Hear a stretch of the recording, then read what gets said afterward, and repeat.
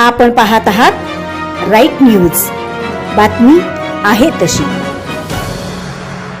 2019ला पूर आला, 2021ला पूर आला, त्यावेळेला आमच्या काँग्रेस पक्षाच्या माध्यमातून आणि पृथ्वीराज पाटील फाउंडेशनच्या माध्यमातून नेहमीच पूरग्रस्तांना मदतीचा हात देत आलेलो आहोत.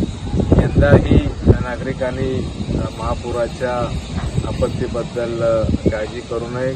आम्ही महापालिका प्रशासन व्यवस्था करतेच आहेत, परंतु आम्ही त्यांच्या जोडीला या ठिकाणी जी काही मदत म्हणजे अगदी त्या ठिकाणी निवासी व्यवस्था असेल, आपल्या नागरिकांना स्वतःचं सामान नेण्याकरता टेम्पोची व्यवस्था असतील, बसेस असतील आणि त्याचबरोबर डॉक्टर्स, कारण वैद्यकीय सेवेसाठी म्हणून आमच्याकडचे डॉक्टर्सही उपलब्ध आहेत. त्यामुळं नागरिकांनी काळजी घेतलीच पाहिजे आणि आमच्या काँग्रेस पक्षाच्या आणि पृथ्वीराज पाटील फाउंडेशनचे जे हेल्पलाईन नंबर आहेत ते आम्ही आता आपल्याला देत आहोत. त्यामुळं आपण कधीही या ठिकाणी संपर्क साधावा. आमचे रिजवाना जमादार, राहणार पटवर्धन कॉलनी, शिशंभू चौक.